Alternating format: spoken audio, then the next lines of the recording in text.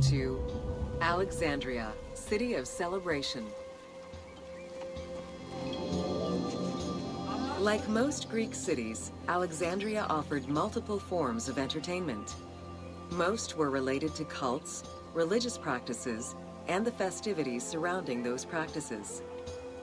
Among those festivities, the most important ones were the dynastic celebrations, instituted in honor of the deified Ptolemaic kings and queens.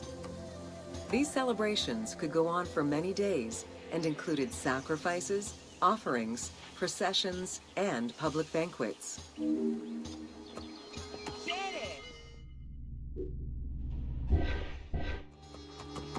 How shall I sing of thee, brightly shining one?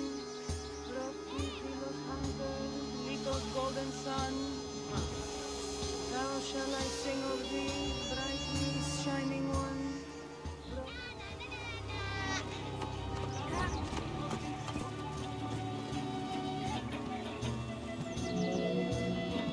Games and competitions were organized whenever possible in locations such as the stadium, the hippodrome, and the gymnasium. The residents of Alexandria favored such events where athletes, poets, and musicians from Egypt and other cities of the Greek world competed.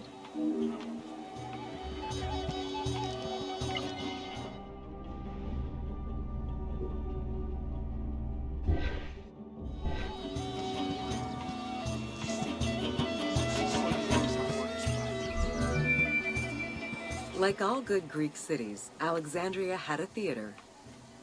The architecture of this structure is Roman in style. This is because the team duplicated a theater from Cyrene.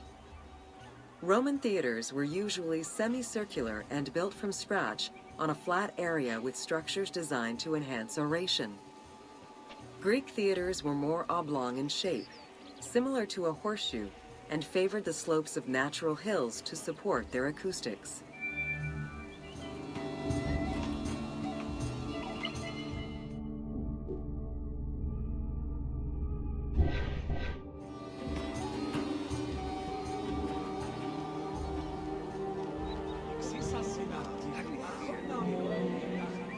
At the theater, one could witness the plays of contemporary comic and tragic authors. The play you are witnessing below is Menander's Dyskolos, more commonly known as the Grouch, a late and popular entry in the Greek comedies.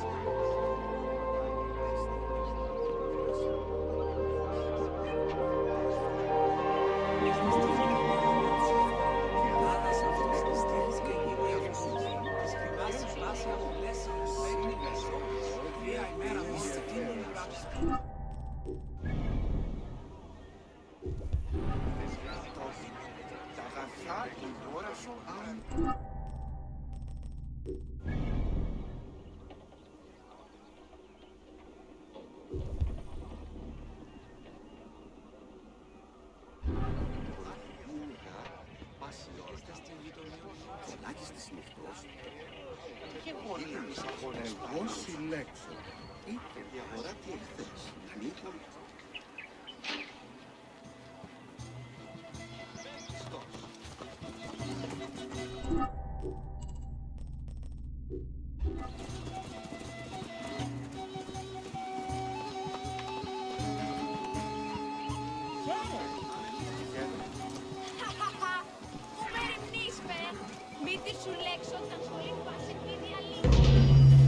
Welcome to Introduction to Alexandria. After conquering Egypt in 331 BCE, Alexander the Great decided to build a new city, which, as per his habit, he named after himself. After his death, Alexandria quickly became the capital city of the Ptolemaic kingdom and the most important city of the Greek world.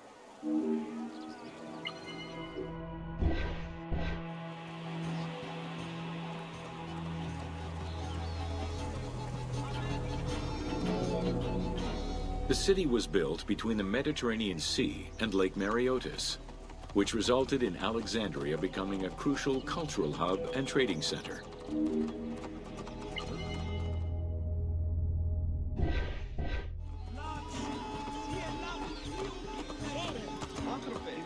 Ενθοδείστη, απάντησον μη. Sumptuous buildings could be seen wherever one turned their gaze. The royal palaces, the many temples, the gymnasium, lush public gardens, and large avenues.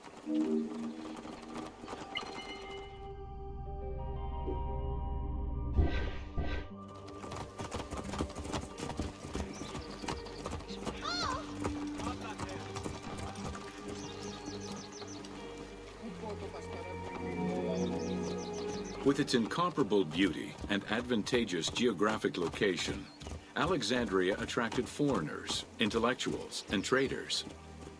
One of the most cosmopolitan cities of the ancient world, Alexandria supplanted even Athens as the most important Greek city in history.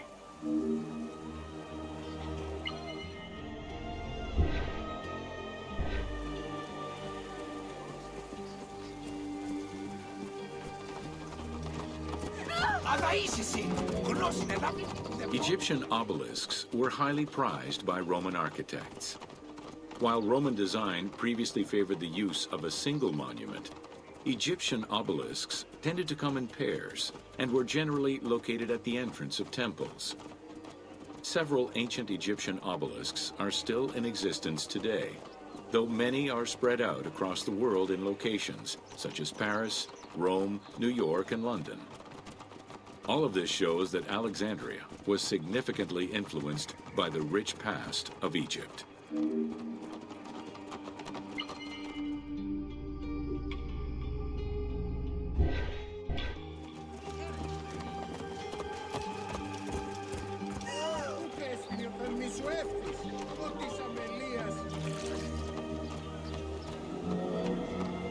Alexandria had several main streets. Its most famous artery was the Canopic Way. It was lined with sumptuous buildings, houses, and temples, and was roughly 8 kilometers in length. This street was one of the most important shipping entrances to Alexandria, and often hosted processions and festivals.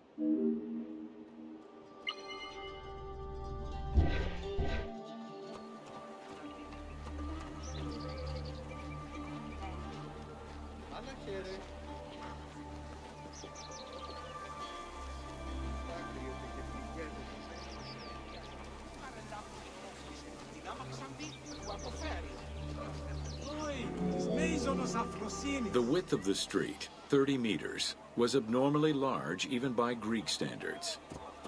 This is likely because the Canopic Way was made in a short span of time and based on an urban plan, as opposed to being slowly built over time, as was usual for the era.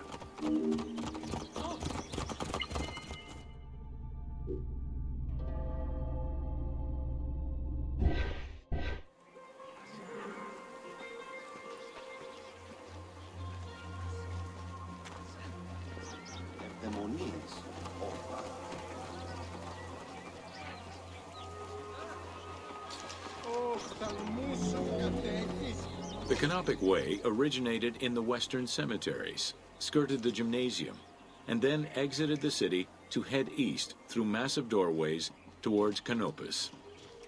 This structure was known as the Canopic Door.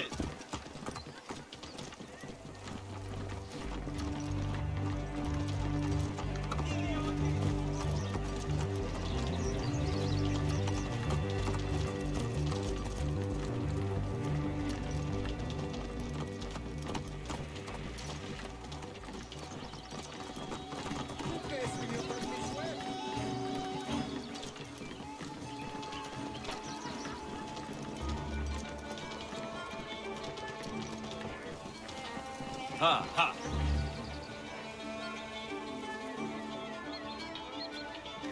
Άνθρωπε αγαθέ, άνθρωπε καλέ,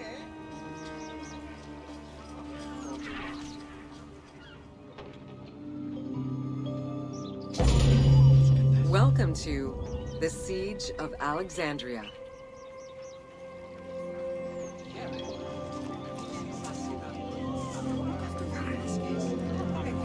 Among the collection of writings attributed to Julius Caesar are his descriptions of the Siege of Alexandria, the Gallic Wars, and the commentaries on the Civil War.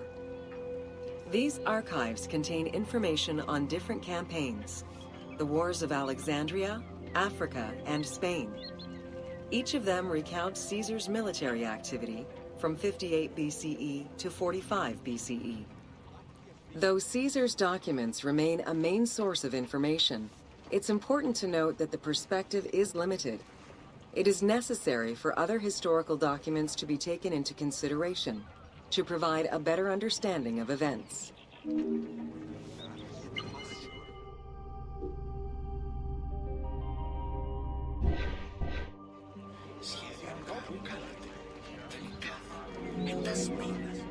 The Siege of Alexandria closely relays the events of the Civil War that led up to the event and describes how Caesar was besieged in the palace of the Ptolemies. Other ancient authors have left equally valuable and sometimes contradictory information.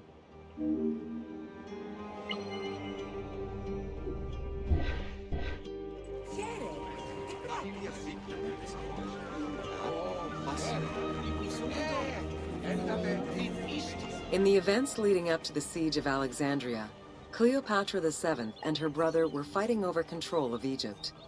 Young King Ptolemy XIII's regent, Pothinus, had firm control over the young pharaoh, and an outmaneuvered Cleopatra soon went into hiding.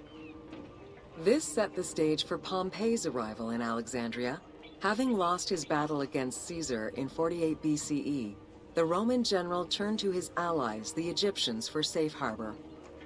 But on the advice of Pothinus, Ptolemy XIII had Pompey assassinated in the hopes of earning Caesar's favor. This would turn out to be a most unfortunate decision.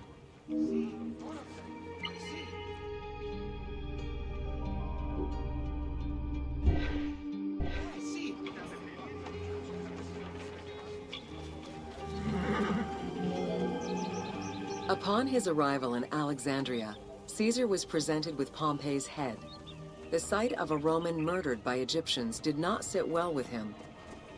Caesar made his displeasure clear, ordering the return of Cleopatra, and for the siblings to resolve their differences and resume their co-rule of Egypt, as per the will of their father. Neither Pothinus nor Ptolemy XIII wished to accede to this demand. While doing his best to aggravate Caesar, Pothinus secretly plotted against the Roman ruler and sent word for Egyptian general Achilles to bring his 20,000 men to fight on his behalf. While Pothinus plotted against Caesar, Cleopatra made a bold move.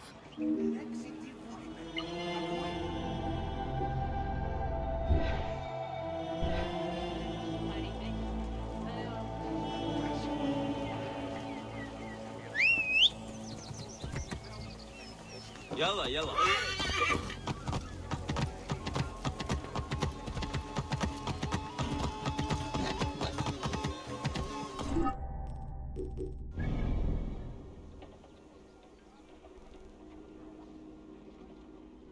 Pardon, pardon.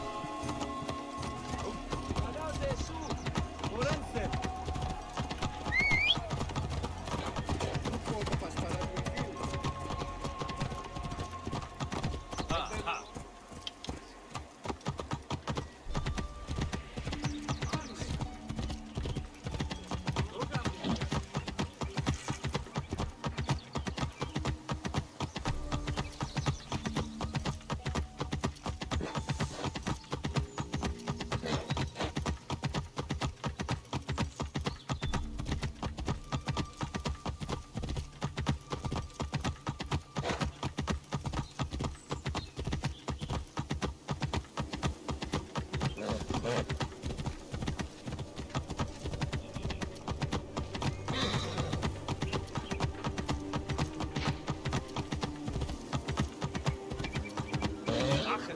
Schnell! Ja!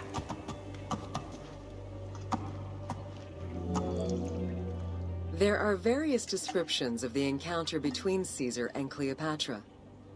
One report states that she snuck into the palace alone at night. Another account claims she was accompanied by an ally and was brought inside the palace wrapped in a carpet bag. Though exactly what happened at this fateful meeting is up for debate, what is known is that Cleopatra met with Caesar and earned his approval. Pothinus and Ptolemy XIII were most vexed with this turn of events.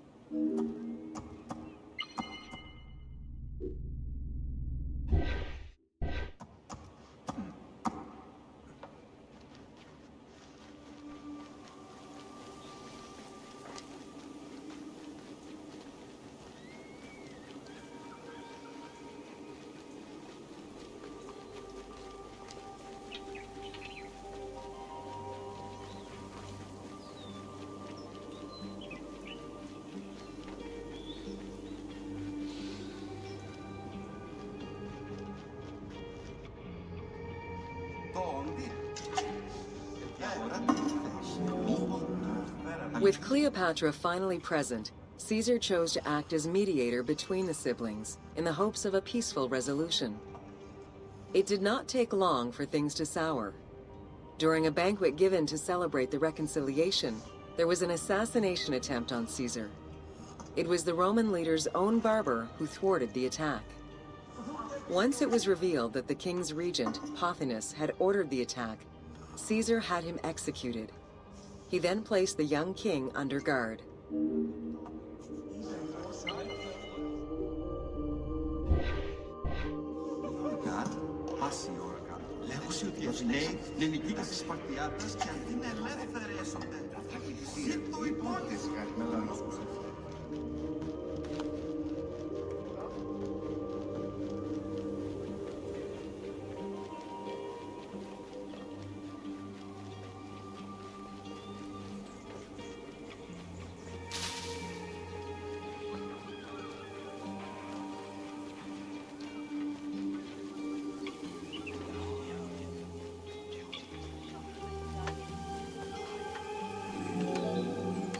Caught within the palace with roughly 4,000 troops, and with the knowledge that the arrival of enemy forces was imminent, Caesar sent for help from Syria, Rhodes, and Cilicia.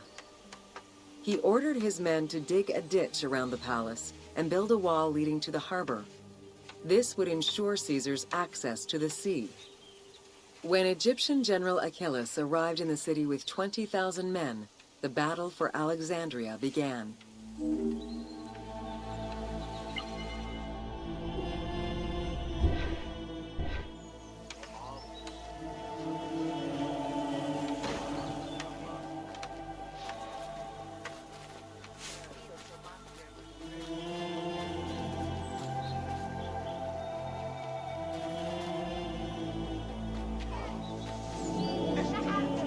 With so few men at his disposal, Caesar could not risk a battle just yet.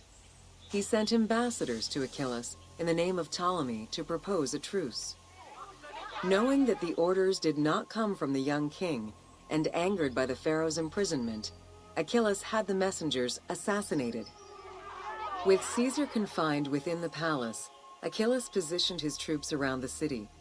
Skirmishes broke out throughout the streets of Alexandria and went on for several days and nights. Though they were outnumbered, Caesar's men were able to hold the enemy back. This prompted Achilles' next move: capture the Roman fleet stationed in the harbor.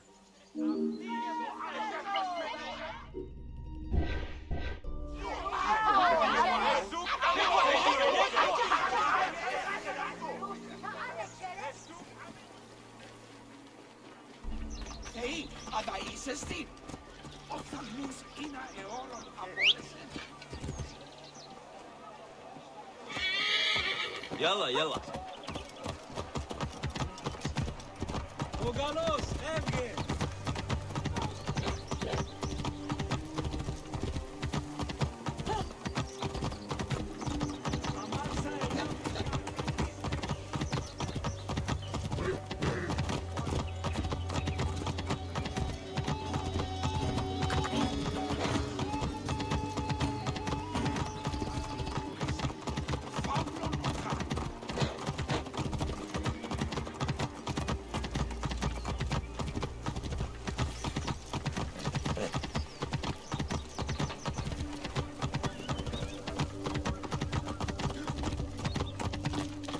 Οφθαλμού σου κατέχεις, ήρθη του οίκου σου. Although the palace offered protection, losing the port meant the end of help and supplies. Caesar knew he had to protect the fleet. While he and his troops succeeded in regaining control of the port, he knew it would be impossible to sustain. Caesar ordered the burning of the ships. With passage back to the palace closed off, he headed for the lighthouse of Alexandria.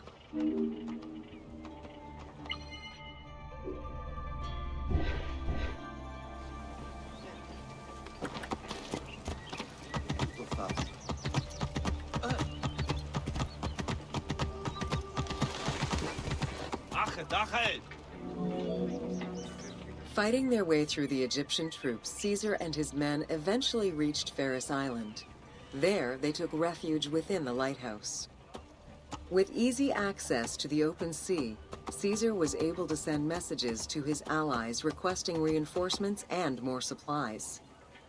The island fort also allowed him to control access to the harbor by relying on the chains used by the Egyptians to control ship traffic to and from Alexandria's docks.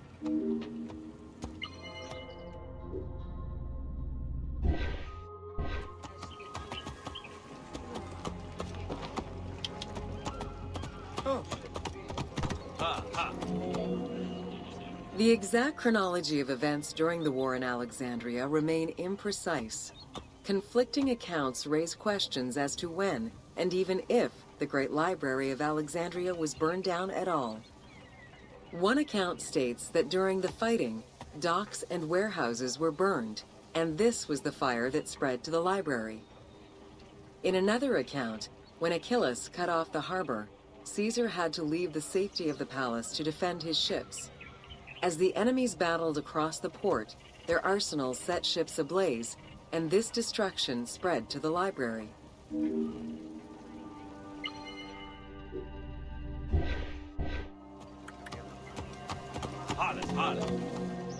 In either case, the Great Library was not completely destroyed.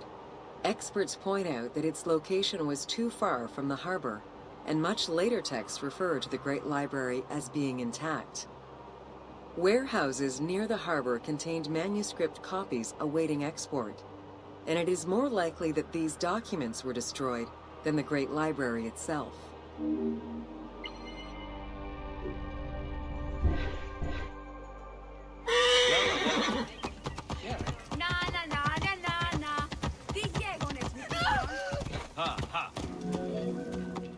The destruction of the Great Library may have been due to a number of fires over the ages. Its end was probably closer to the 4th century CE, when the Christian Emperor Theodosius I ordered the closure of all pagan temples. While some documents survived after being moved away, it remains unclear just what knowledge may have been lost.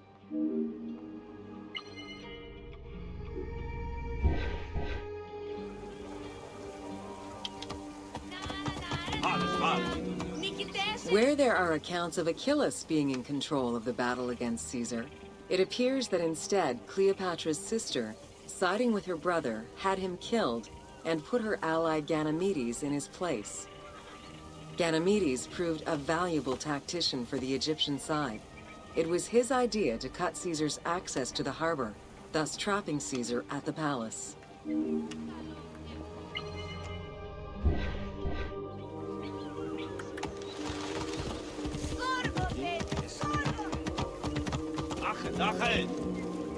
During the time of Ptolemy I, canals had been dug throughout Alexandria to provide fresh water. Ganymedes had his men take control of these canals. After isolating their own water supply, he had his men pour salt water into the canals and cisterns that led to Caesar's camp.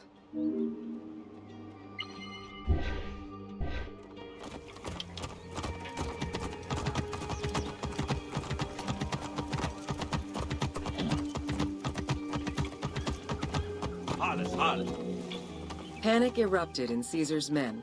They wouldn't last long without fresh water.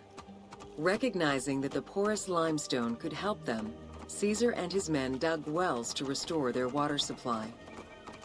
Days later, the 37th Legion, comprised of Pompey's soldiers, arrived by ship.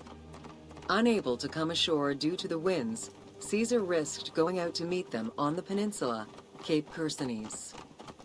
When the enemy learned Caesar's location, they rushed to intercept. Despite an obvious advantage for the Alexandrians, Caesar, with a Rhodian ship full of skillful sailors, emerged victorious.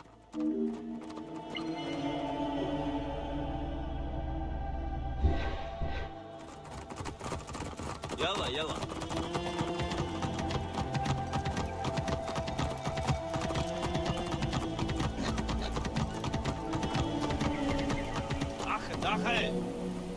With help from the Allied ships, Caesar's victory enabled him to push the Egyptians back and secure the lighthouse. Gaining control of Pharos Island sent the Alexandrians into the sea and swimming back to the city. However, Caesar's fortification of the island didn't last long. The enemy regrouped and were set to storm the island. Panic-stricken, in spite of Caesar's encouragement, many of his men then fled their posts, either by ship or jumping into the sea.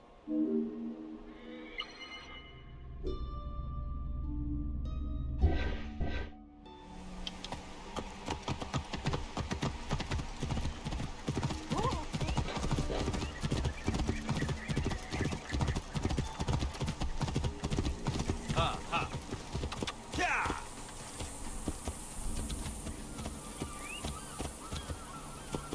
Yeah.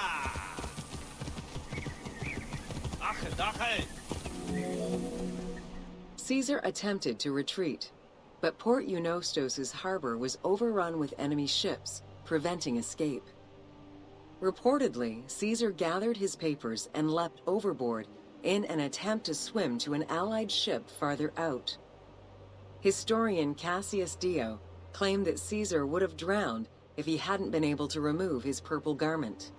Still, he managed to swim the distance and survive. The Alexandrians recovered the cloak and used it as a trophy to commemorate the Roman debacle.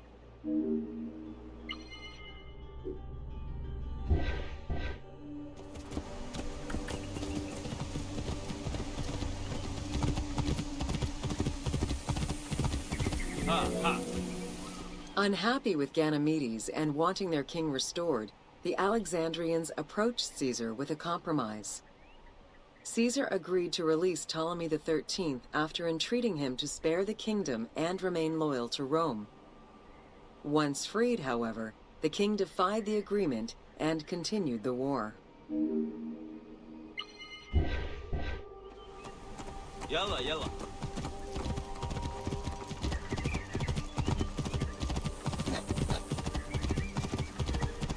Hardest, hardest. By this time, a faithful ally of Caesar's, Mithridates, arrived in Egypt, clashing with Ptolemy's troops at Pelusium. Outnumbering the enemy, Mithridates secured the region between Pelusium and Alexandria. Ptolemy, warned of Caesar's ally marching on Alexandria, sent his troops to prevent passage over the river.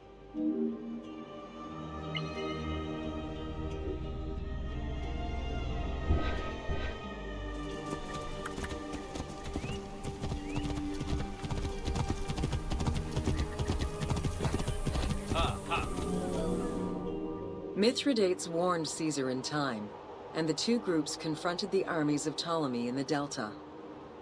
In the Battle of the Nile, the Romans gained the upper hand, sending the Egyptians fleeing. In the tumult and panic, King Ptolemy XIII drowned in the Nile.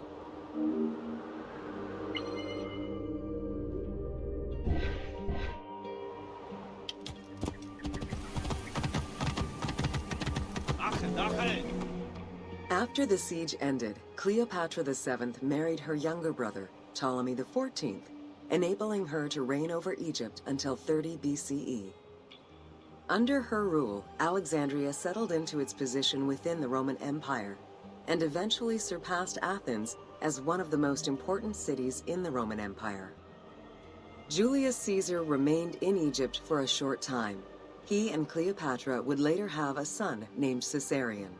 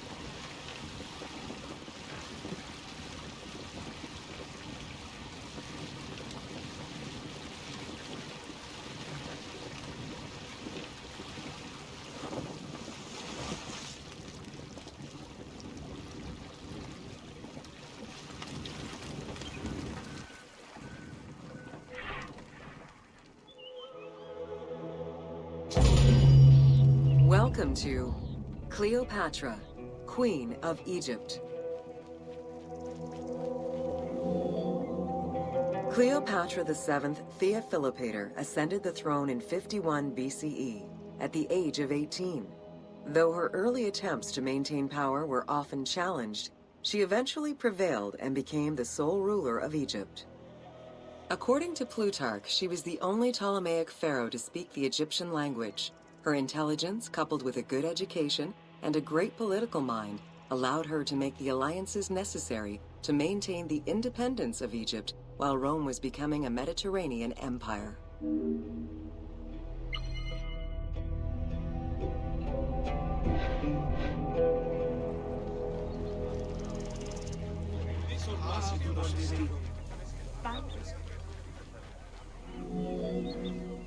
It is important to understand that Cleopatra's knowledge of Egyptian language and keen understanding of the culture allowed her to make powerful ideological reference that resonated with ancient Egyptians. By associating herself with the goddess Isis, the divine mother, great of magic, and repository of divine essence, Cleopatra firmly established herself as the protector of the two lands and legitimized her place on the throne.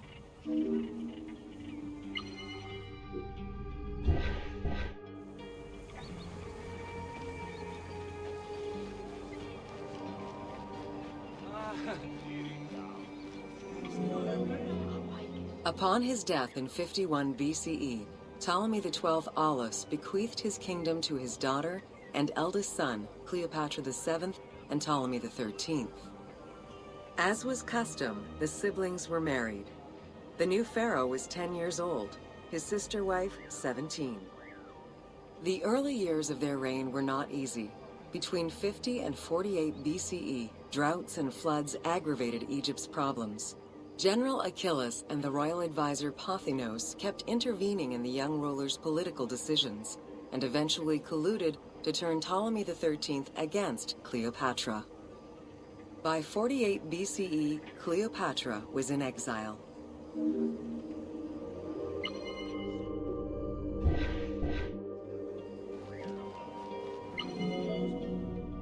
During Cleopatra's exile, the Roman Empire was not without its own internal conflict. Caesar and Pompey were at war with one another, and after his defeat in 48 BCE, Pompey fled to Alexandria in the hope of finding refuge. This turned out to be an unwise decision. Listening to his advisors, Ptolemy XIII elected to have Pompey assassinated, his head kept as a gift, in the hopes of acquiring Caesar's favor. This gambit backfired. Instead of earning approval, the murder of a Roman greatly angered Caesar.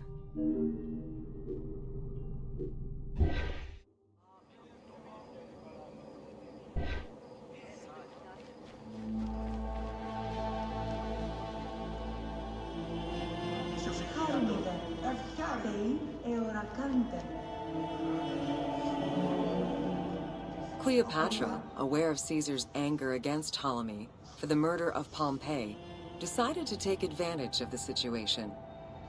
She returned to Egypt in secret, hoping to establish an alliance with one of the most powerful men of the time. Outside of the legend, where she had herself smuggled into his quarters in a carpet, what exactly happened during that fateful meeting remains a mystery. However, Caesar seemed to see a better ruler for Egypt in Cleopatra than in her young and too easily influenced brother. Invoking Ptolemy XII's will, Caesar attempted to mediate peace between the siblings.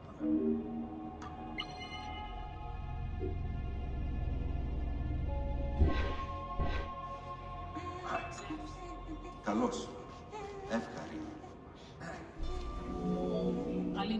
Ptolemy XIII was enraged by the turn of events, and his advisors were none too happy to see Cleopatra return. Urged on by General Achilles and Pothinos, the young pharaoh plotted against Caesar and Cleopatra, resulting in the siege of Alexandria in 47 BCE. It was in March 47 BCE that Caesar defeated Ptolemy XIII's forces. The young pharaoh drowned in the Nile after having fled the battlefield. With her opponents dead or powerless, Cleopatra married her other much younger brother, Ptolemy XIV, and finally claimed the throne of Egypt for good. The end of the Alexandrian War also cemented the romantic and political alliance between Cleopatra and Caesar.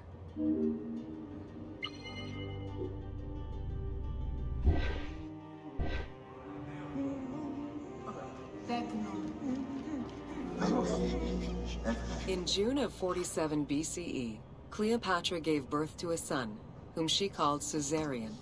Caesar did not accept the boy as his heir, choosing instead his nephew Octavian. Nonetheless, on his return to Rome, Caesar invited the queen and her brother husband to stay in the city. Her presence still drew much disapproval from the Senate. Always a strategist, Caesar left 4 legions in Egypt, and a man he trusted to direct Egyptian affairs, giving him control of the wheat supplies essential to Rome. Cleopatra and her entourage remained in Rome until March 44 BCE, when Caesar was murdered.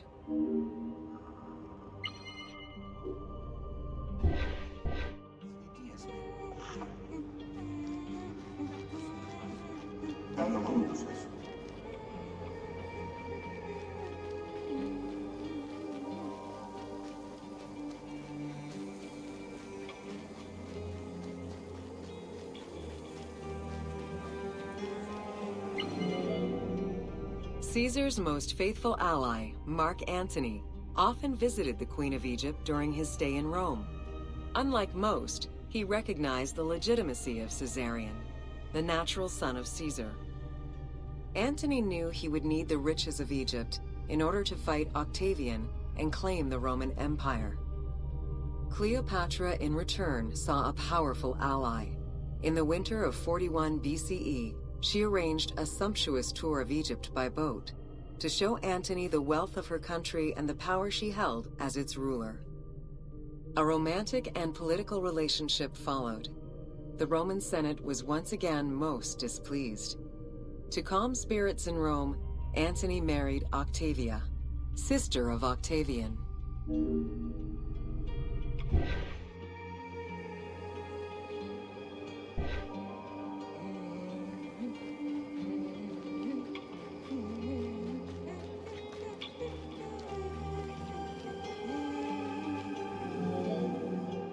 Despite his marriage to Octavia, Antony remained Cleopatra's lover, and she gave birth to their children.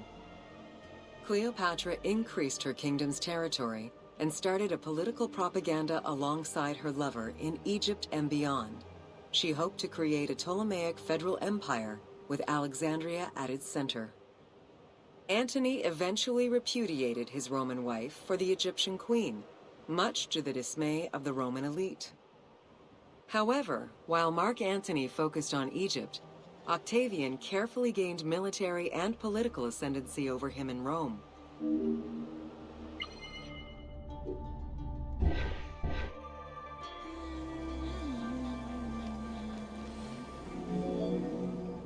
Octavian managed his own propaganda campaign and succeeded. The Roman people hated Mark Antony and Cleopatra. To avoid the censure still inherent in attacking a fellow Roman, Octavian simply declared war against Egypt. Rome's power still reigned supreme. The powerful Egyptian fleet, led by Cleopatra as well as Mark Antony's forces, were defeated in 31 BCE in Actium. Octavian arrived in Egypt in 30 BCE to formalize his victory.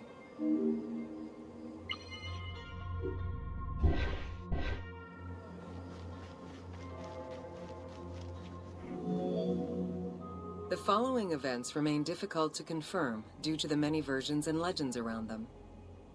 It is believed that after hearing a rumor about Cleopatra's suicide, Mark Antony committed suicide himself.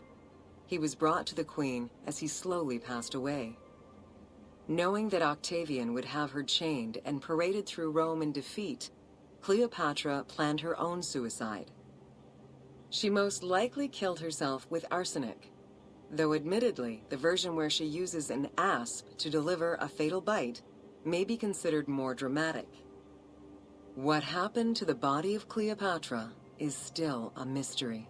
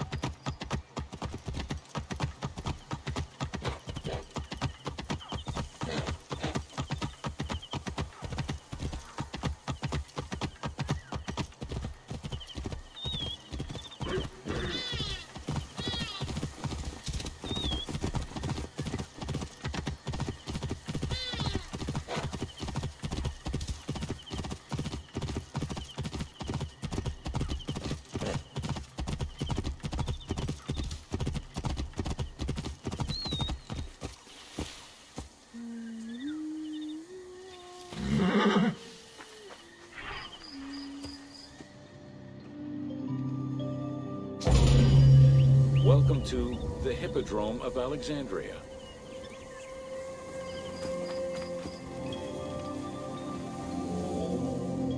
The main hippodrome of the city was called the Legeon, in honor of Lagos, the ancestor of the Ptolemies.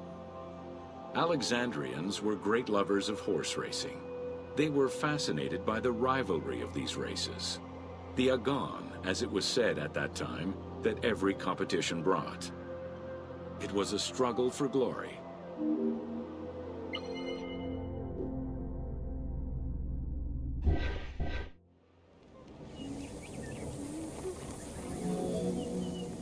The most important chariot race was the Tethrapon. Using 4 horses with the quickest harness to the front right, the charioteer would race for 12 laps, with sharp turns at either end of the hippodrome. The victors were crowned with garlands of olive and received prize money, but the most sought-after reward was to be acclaimed by the works of poets, such as Callimachus and Pindar.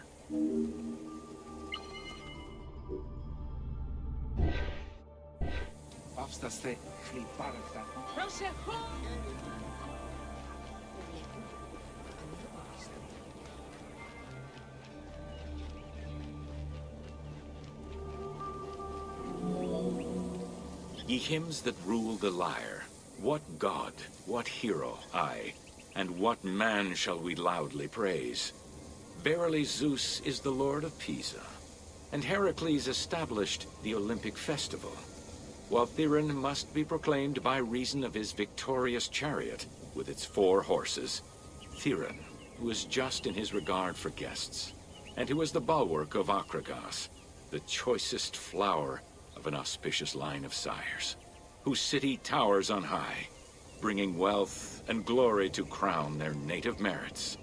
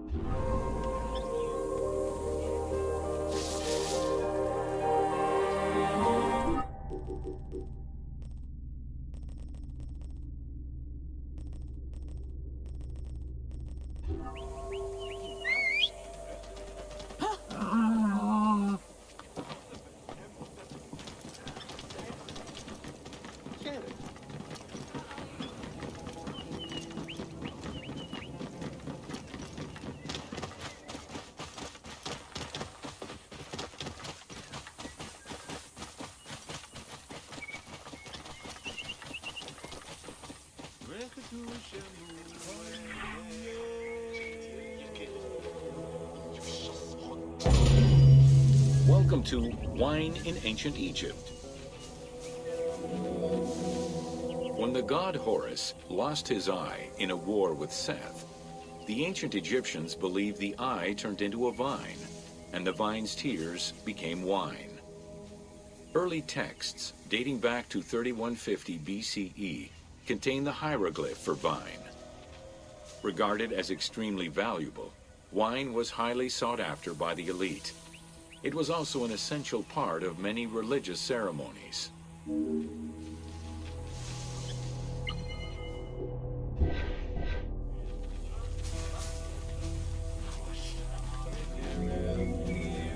A millennia-old tradition, grape cultivation and wine production was regimented in the way typical of ancient Egyptian bureaucracy.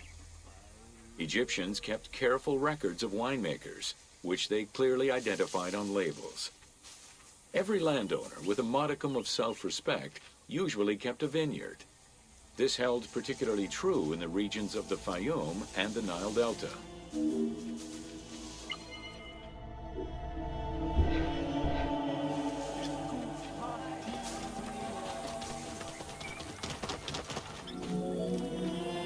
Documentation shows that only certain craftsfolk were allowed to provide the containers required to store and transport wine. That and rigorous quality control checks established for every step of wine production shows that ancient Egyptians knew that the quality and longevity of wine could easily be affected by any number of variables, which they paid careful attention to.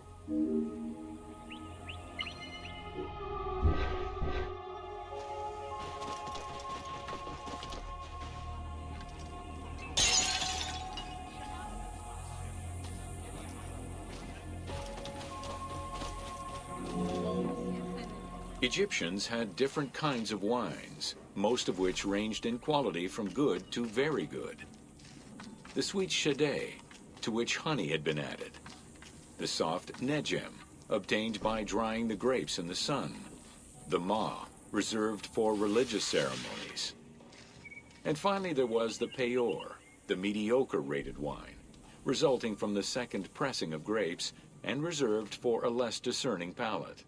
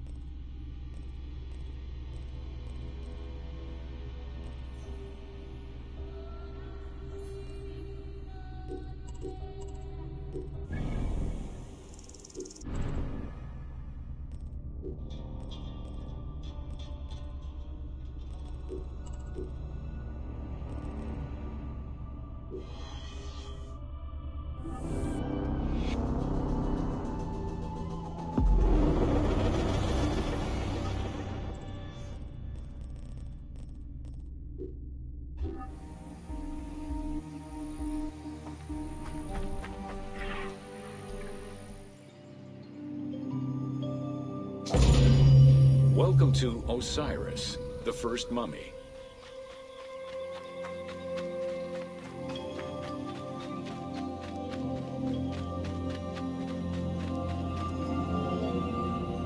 The oldest mummies recovered date from the Old Kingdom, though Egyptologists believe that mummification was in use much earlier than that. At first, the body was mummified through environmental desiccation, by leveraging the dryness of the environment and the heat of the climate. Early experimentations in mummification were conducted with the use of resin made from tree sap.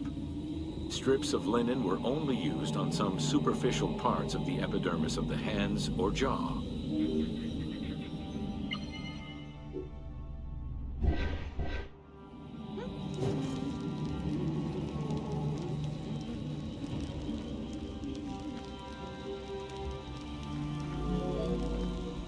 Ideologically, the will to preserve the body is not explained in any way until 3600 BCE.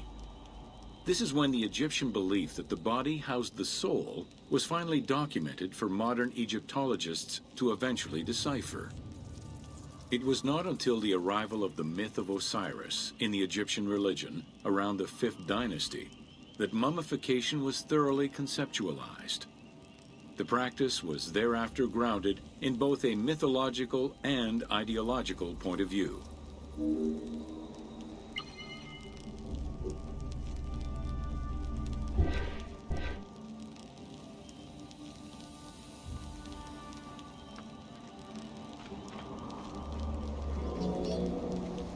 Osiris was mainly known as the god of the dead and the god of resurrection. The most well-known Genesis myth concerning Osiris is that of his dismemberment.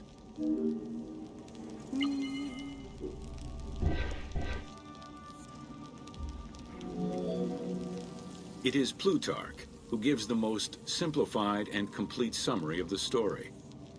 Within Egyptian mythology, Osiris represented the first king to rule Egypt.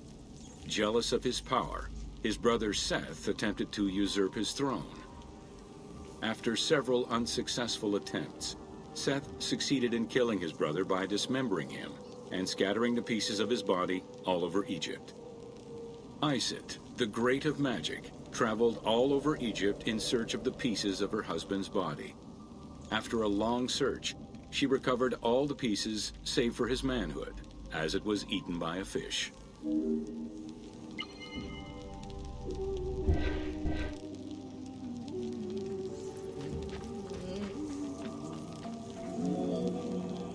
Isis then reassembled the body of her husband by binding it together with strips of linen. Aided by her sister Nephthys, another powerful magician, they gave Osiris the breath of life.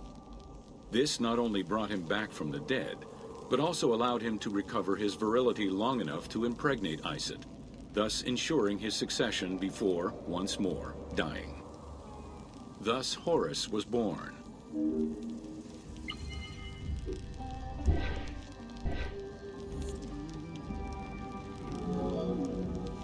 The ritual used to bring Osiris back to life essentially depicts how he became the first mummy.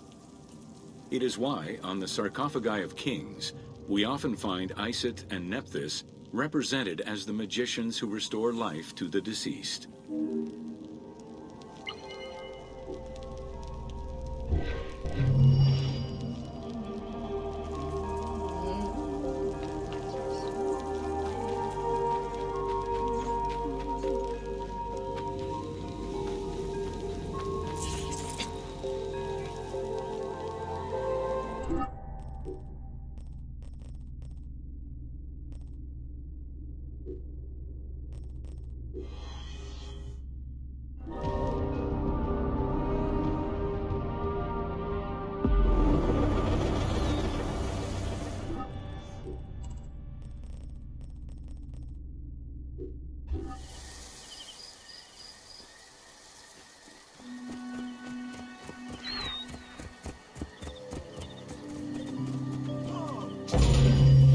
Welcome to the importance of mummies.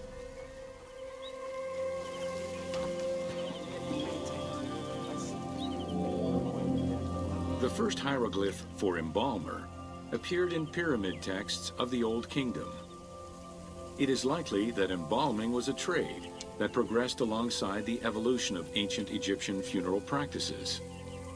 While we still know nothing of how embalming came to be a profession, we do know that embalmers had a hierarchy, and that each embalmer specialized in a specific phase of the mummification process.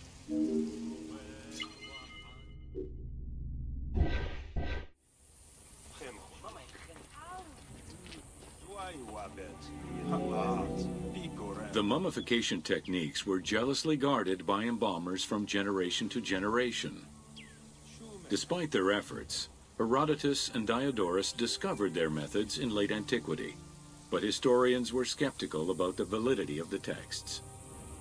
It remained a mystery until two teams of modern medical legal scientists confirmed the process in 1994 and again in 2011.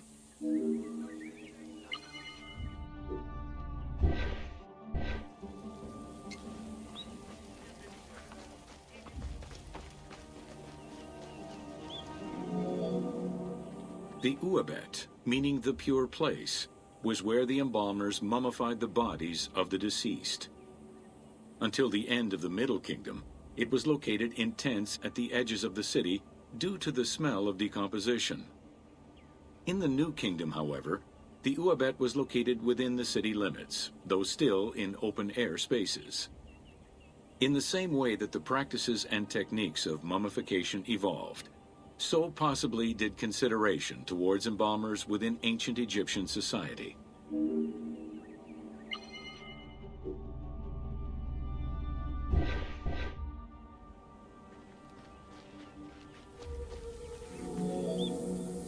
The pharaoh had access to the most elaborate of mummification rituals. The richer citizens of Egypt also enjoyed complex embalming options, though none of them allowed for the removal of the brain or viscera. After purifying the body, embalmers injected a liquid through the rectum, sealed it, and allowed the mixture to settle. They then plunged the body into natron for up to 40 days. Once the body was dried, the seal was removed, and the entrails flowed out with the injected liquid, leaving the skin and bones of the deceased to be wrapped in linen and returned to the family for burial.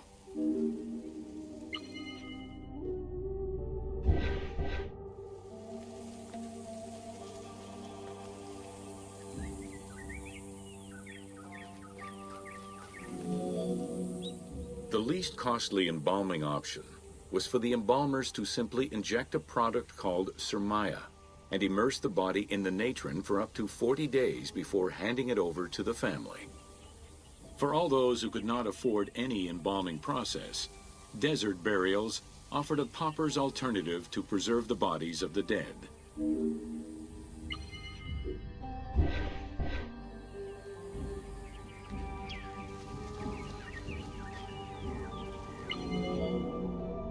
Egyptian civilization has always appealed to Westerners, even before the Greek and Roman invasions. As early as the Middle Ages, mummies discovered by travelers were often sent back to Europe. Curio cabinets, dating from the 16th and 17th centuries, usually included pharaonic artifacts in their collections.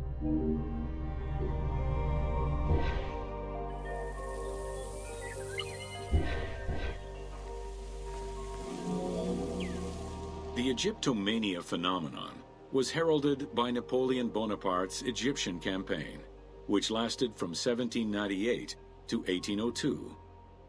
The following years were marked by a resurgence of interest from rich enthusiasts and scholars who exposed Egypt to the general populace.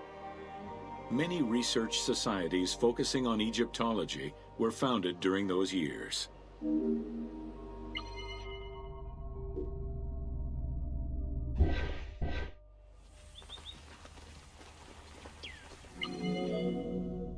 By 1868, mass tourism began in Egypt under the aegis of the Cook Agency.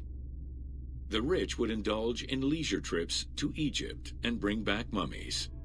Upon their return, they would organize evenings that consisted of unpacking mummies and removing strips of linen and amulets layer by layer. These were considered the shining cultural events of the season.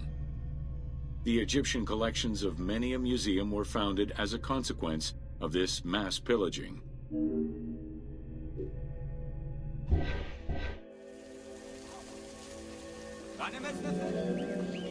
Thanks to those dubious parties, the fantasy of a mummy coming back to life, seeking revenge on its defilers, was born. The mummy malediction myth has remained steady in popular culture ever since, particularly in written media and cinema.